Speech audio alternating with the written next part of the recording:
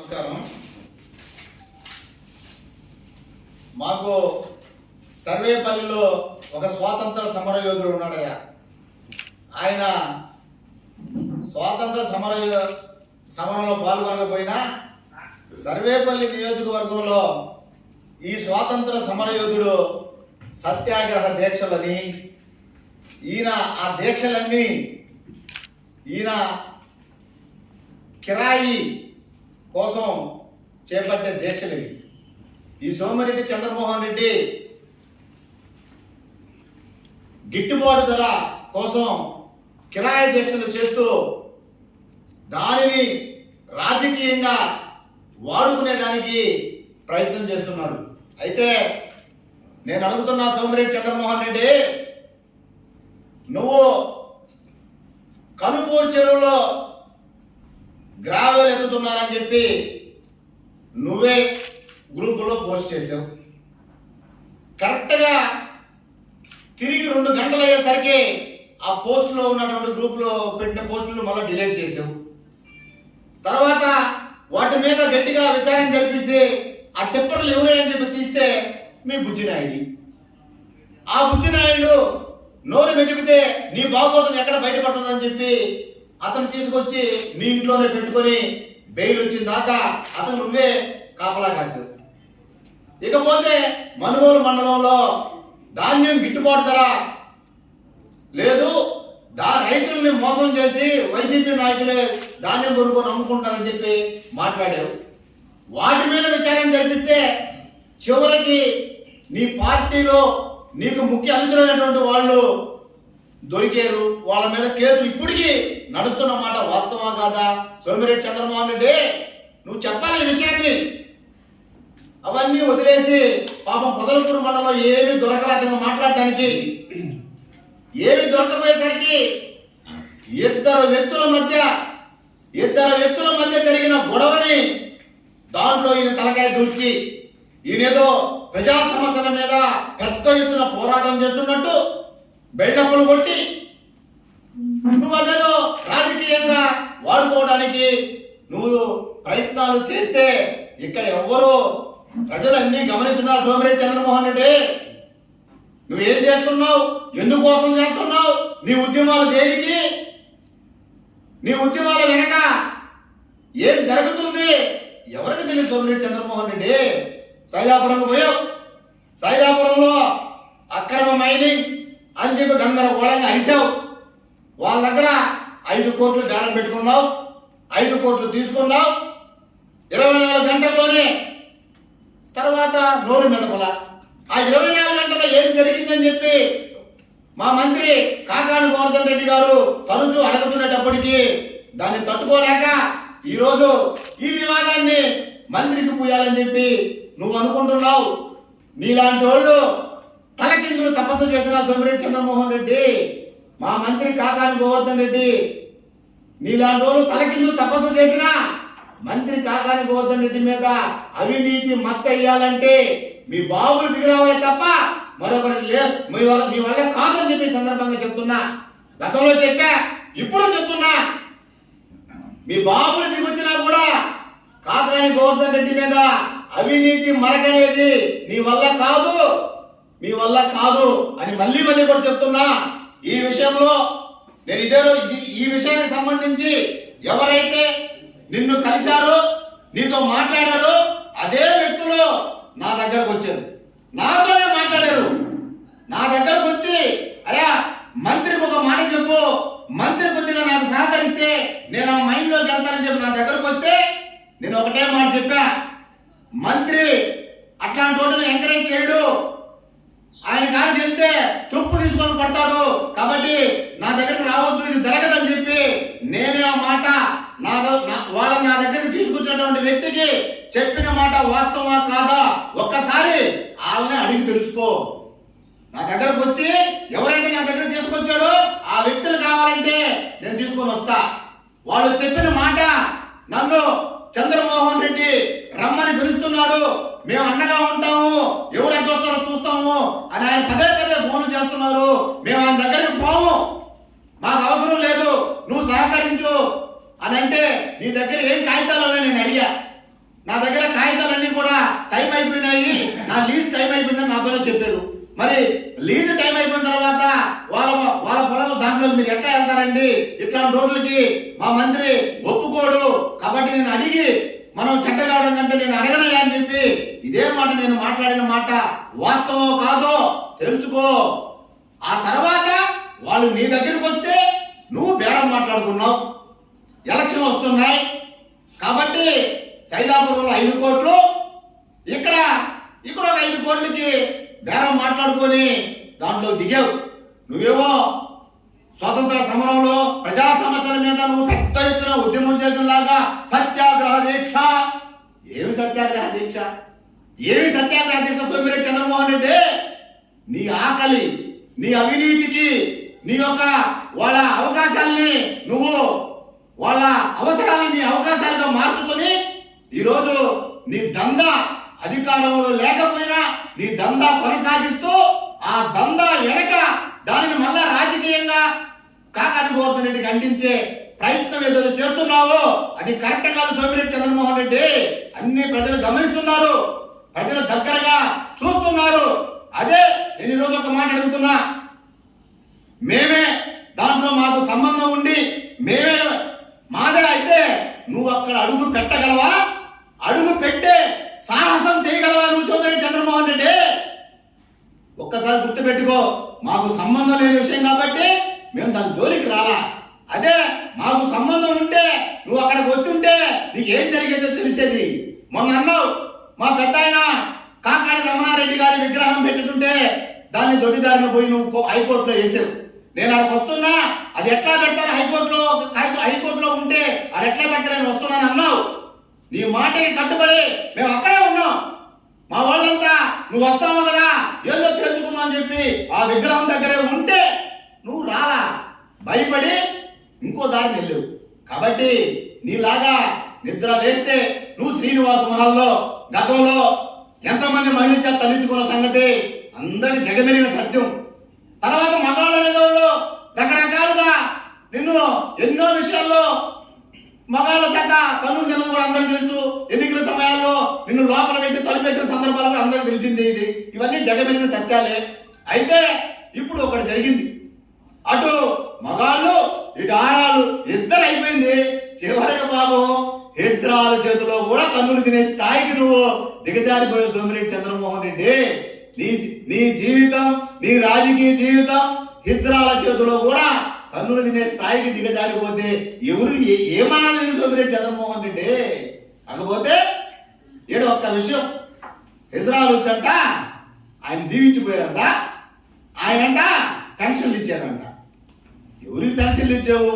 వాళ్ళు ఎక్కడ వాళ్ళు ఎవరో చెన్నై వాళ్ళు, వాడెవడో చేసుకొచ్చుకుంటే మాకేం సంబంధం? కాకాని గోవర్ధన్ రెడ్డికి ఏం సంబంధం? వైఎస్ఆర్ కాంగ్రెస్ పార్టీకి ఏం సంబంధం? వాడు ఆ మైండ్ గల్లవాడు, వాడేదో నా మైండ్ వాడి మైండ్లో మీరు ఎంత పోయేదో చేస్తుంటే మిమ్మల్ని తరుముకుంటుందని వాడు తీసుకొచ్చుకొని మీరు వాళ్ళు చూసుకోవాలా? దీంట్లో మాకేం సంబంధం? కాకాని గోవర్ధన్ రెడ్డి అసలు ఏం సంబంధం నాకు అర్థం కావడంలా. ఏమన్నా అర్థం ఉందా? నువ్వు చేసేవన్నీ తెలుసు అందరికీ, కాకపోతే అవి డైవర్ట్ చేసుకొని నువ్వు రాజకీయ లబ్ధి పొందాలనుకోవడం అనేది కరెక్ట్ కాదు. అయితే హిజ్రాలు వచ్చి దాడి చేస్తే హిజ్రాలు వచ్చి దీవించిపోయారంట. మరి దీవించిపోతే మంచిదే కదా నిన్న? దానిని కూడా నువ్వు రాజకీయాలకు వాడుకోవాలనుకుంటే ఆ వీడియోలు అన్ని చూస్తున్నారు. నిన్ను దీవించారా, నిన్ను తిట్టారా, నిన్ను కొట్టారా, మొత్తం వీడియోలో కంటికి కట్టినట్టు కనపడుతున్నాయి సోమిరెడ్డి చంద్రమోహన్ రెడ్డి. నువ్వు ఏదో 4 మాటలు చెప్పేసినంత మాత్రాన అవి నిజాలు అయిపోవు సోమిరెడ్డి చంద్రమోహన్ రెడ్డి. గుర్తుపెట్టుకో, ఈరోజు నేను చెప్తున్నా నీకు, నువ్వు ఎన్ని వేషాలు వేసినా నువ్వు అక్కడ మేము ఆ మైండ్ మాకు సంబంధించినది అయితే నీ మనుషులు కాదు కదా, నువ్వు కనీసం నీ గాలిని కూడా అక్కడికి రాణించే పరిస్థితి ఉండదో గుర్తుపెట్టుకో. కాకపోతే ఎవరితో మాకెందుకు? వాడు మైండ్ గల్లోడు వాడు, నువ్వు ఎవడో ఇంకొకటి నాదని చెప్పి వాళ్ళు కొట్టుకుంటున్నారు, మనకెందుకని చెప్పి మేము పట్టించుకోవాలా. కాకపోతే దానిని మా మీద రుద్దేటప్పటికి ఈరోజు మేము స్పందించాల్సిన పరిస్థితి. అంతేగాని ఈ విషయంలో కాకాని గోవర్ధన్ రెడ్డికి వైఎస్ఆర్ కాంగ్రెస్ పార్టీకి ఎటువంటి సంబంధం లేదని చెప్పి మరోసారి చెప్తున్నా. అయితే పాపం సోమిరెడ్డి చంద్రమోహన్ రెడ్డి దగ్గర మెప్పు పొందేదానికి కొందరు రకరకాలుగా మాట్లాడారు. నేను అడుగుతున్నా, వాళ్ళందరినీ కూడా మేము భయపడేటువంటి వ్యక్తులం కాదు. నికాసైన కాకాని గోవర్ధన్ రెడ్డి కాడ రాజకీయాల్లో నేర్చుకుని రాజకీయాల్లో ఈరోజు మేమంతా బీసీ బడుగు బలహీన వర్గాల వాళ్ళమే ఈరోజు మమ్మల్ని ఆదరించి హక్కున చేసుకున్నటువంటి వ్యక్తి కాకాని గోవర్ధన్ రెడ్డి గారు. ఈరోజు మేము ఇక్కడున్న అందరమే బడుగు బలహీన వర్గాల నుంచి ప్రాతినిధ్యం వహిస్తున్నటువంటి వ్యక్తులు మేము ఈరోజు రాజకీయాలు. మమ్మల్ని అందరూ కూడా ఈరోజు బడుగు బలహీన వర్గాలని ఆయన ప్రోత్సహించి ఈరోజు రాజకీయాల్లోకి మాకు అవకాశాలు కల్పించారు. ఈరోజు నేను అడుగుతున్నా, కాకాని గోవర్ధన్ రెడ్డి అవసరంలా? ఇక్కడ ఉన్నటువంటి మేమే ఎక్కడికి రమ్మంటే చెప్పండి, వస్తాం, ఏదో తెచ్చుకుందాం. మీరేమో ఆయన సోమిరెడ్డి చంద్రమోహన్ రెడ్డి దగ్గర ఏదో మెప్పు కోసం అవాకుంచాలు మాట్లాడడం కాదు. నేను అడుగుతున్నా, ఎక్కడికి రమ్మంటే అక్కడికి వస్తాం. నెల్లూరు నగరంకా, నెల్లూరు రూరల్కా ఎక్కడో సమయం చెప్పండి, వేదిక చెప్పండి, టైం చెప్పండి. భయపడే వాళ్ళం కాదు, గుర్తుపెట్టుకోండి. భయపడేటువంటి వ్యక్తులం కాదు. ఎక్కడికి ఎప్పుడు చెప్పినా రావడానికి సిద్ధంగా ఉన్నాం, తెలుసుకోవడానికి సిద్ధంగా ఉన్నాం, చర్చించడానికైనా సిద్ధంగా ఉన్నాం, దేనికైనా సిద్ధమని చెప్పి ఈ సందర్భంగా అక్కడ ఎవరైతే మాట్లాడారో వాళ్ళందరికీ కూడా తెలియజేస్తున్నా. కాబట్టి ఇది ఇంకోసారి కూడా చెప్తున్నా, మేము భయపడేటువంటి వ్యక్తులం కాదు. తప్పు చేస్తే భయపడతాం, తప్పు చేయనటువంటి వాళ్ళం కాబట్టి ధైర్యంగా మాట్లాడగలుగుతున్నాం. మా నాయకుడు, మా రాష్ట్ర వ్యవసాయ శాఖ మంత్రి కాకాని గోవర్ధన్ రెడ్డి గారు నిప్పు లాంటి మనిషి. కాబట్టి ఆయన మీద మీలాంటి వ్యక్తులు ఎన్ని అవినీతి మచ్చలు వేయాలన్నా కూడా అవి జరగవని చెప్పి మరొకసారి తేల్చి చెప్తూ, ఏదైతే సోమిరెడ్డి చంద్రమోహన్ రెడ్డి చేసినటువంటి ప్రతి దానికి కూడా ఇట్లాంటి సత్యాగ్రహాలు ఎన్నో చేసే చంద్రమోహన్ రెడ్డి ముతుకూరులో బూడిదకు సంబంధించి ఆ ముతుకూరు పల్లెలను అడిగితే ఈయన భాగవతం చెప్తాడు. ఒకటే రెండా ప్రతి మండలాల్లో ప్రతి దగ్గర జిల్లా అంతా నీ నోటికి భయపడి నీకు తెలుగుదేశం కూడా నీకు వత్తాసు పడుతున్నారు. వచ్చి వాళ్ళు అక్కడే బయటకు వచ్చి ఏదబ్బా ఈ దరిద్రం మాక, ఏదబ్బా అని చెప్పి అక్కడ బయట మాట్లాడుతున్నారు. ఇదంతా వాస్తవాలు. కాబట్టి ఇవన్నీ తెలుసుకో సోమిరెడ్డి చంద్రమోహన్ రెడ్డి. నీ గురించి నీ పక్కన ఉన్నటువంటి వ్యక్తులు, నీకు మద్దతుగా అక్కడికి వచ్చి మాట్లాడేటువంటి వ్యక్తులు ఏం మాట్లాడారు, ఏం మాట్లాడుతున్నారు, నీ వాళ్ళ చేత అక్కడక్కడ పెట్టించుకొని ఏం జరుగుతుందో కనుక్కో సోమిరెడ్డి చంద్రమోహన్ రెడ్డి. అంతేగాని నీకు సర్వేపల్లి నియోజకవర్గంలో నీ చాప్టర్ క్లోజ్. ఇక 2024లో 5వసారి ఓటమికి సిద్ధంగా ఉన్నామని చెప్పి సందర్భంగా తెలియజేస్తున్నా. నమస్కారం. సోమిరెడ్డి చంద్రమోహన్ రెడ్డి రాజకీయంగా 3 సార్లు మంత్రిగా, 5 సార్లు ఓడిపోయిన వ్యక్తిగా చాలా రాజకీయ అనుభవం ఉంది. కానీ ముగింపు మాత్రం ఎంత దారుణంగా ఉంటుందని మాత్రం మేము ఇప్పుడు అనుకోలే, ఊహించరా.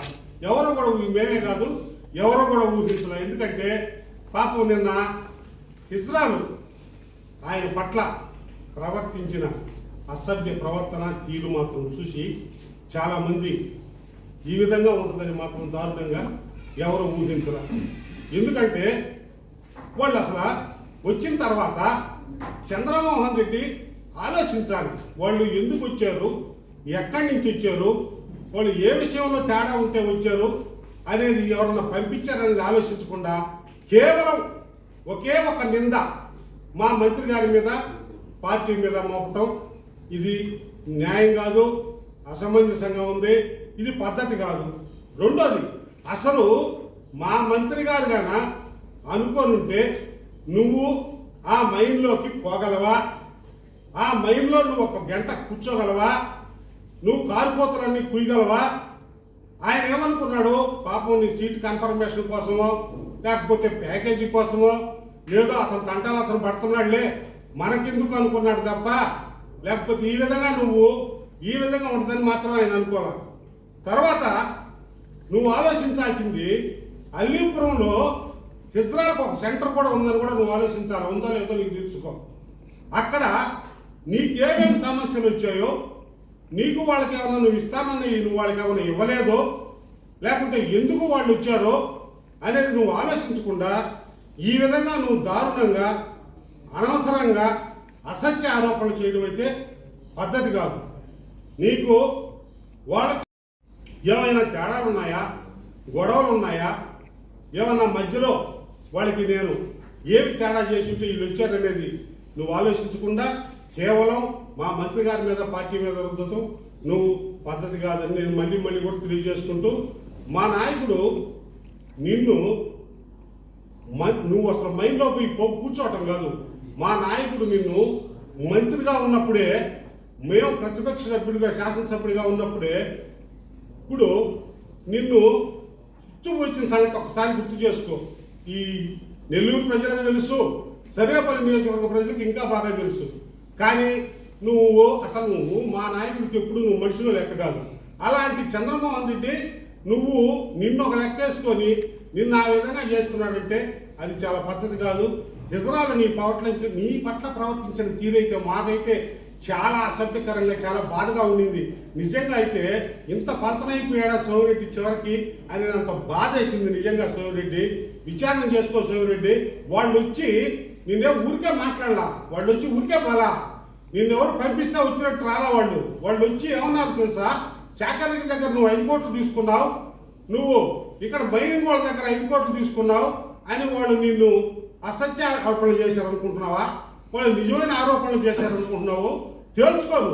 నువ్వు ఎందుకన్నారో వాళ్ళు, నువ్వు తీసుకున్నావో తీసుకోలేదో, వాళ్ళకు నువ్వేం మోసం చేసావో నువ్వు తేల్చుకొని నువ్వు మాట్లాడాలి తప్ప వాళ్ళేదో నువ్వు వచ్చారన్నంత మాత్రాన కేవలం వైఎస్ఆర్ కాంగ్రెస్ పార్టీ వాళ్ళు పంపించారనో లేకపోతే మా మంత్రి గారు పంపించారు అనటం మాత్రం పద్ధతి కాదు. వాళ్ళు రావడంతో కూడా నువ్వు ఎందుకు భయపడిపోయావు? కారులో పోయి ఎందుకు దానుకున్నావు? నువ్వు వాళ్ళకి సమాధానం చెప్పొచ్చు కదా. నువ్వు పోలీసులు వచ్చి వాళ్ళని పంపించిన దాకా నువ్వు ఎందుకు కారులో నుంచి బయటికి రాలేదు? నువ్వు వాళ్ళని ఏం మోసం చేయకపోతే, వాళ్ళకు నువ్వేం పొరపాటు చేయకపోతే నువ్వు ఎందుకు వాళ్ళకు భయపడి కారులో దాక్కున్నావు? చెప్పుకోవాల్సిన అవసరం ఎంతైనా ఉంది. కాబట్టి నువ్వు ఈ విషయం తెలుసుకో. నువ్వు తెలుసుకొని ఒకసారి మాట్లాడుకో అంతే తప్ప వాళ్ళతో నీకేమైనా ఇబ్బందులు ఉన్నాయో, వాళ్ళకి నువ్వేమైనా మోసం చేస్తున్నావో, వాళ్ళకి ఏమైనా అసత్యం చేస్తున్నావో వాళ్ళతో మాట్లాడుకొని చేసుకో తప్ప వాళ్ళని పంపించాల్సినంత అవసరం మా నాయకుడికి లేదు. మా నాయకుడే చేయాలనుకుంటే నిన్ను అసలు అక్కడ మైనింగ్లోకి పనికుండా చేయొచ్చు, కానీ వాళ్ళని పంపించి చేయించాల్సినంత అగత్యము లేదు, మాకు అవసరము లేదు. కాబట్టి నువ్వు ఎప్పుడు కూడా ఇటువంటి కారు కోతలు కుయ్యొద్దని తెలియజేసుకుంటూ నేను హెచ్చరిస్తున్నాను.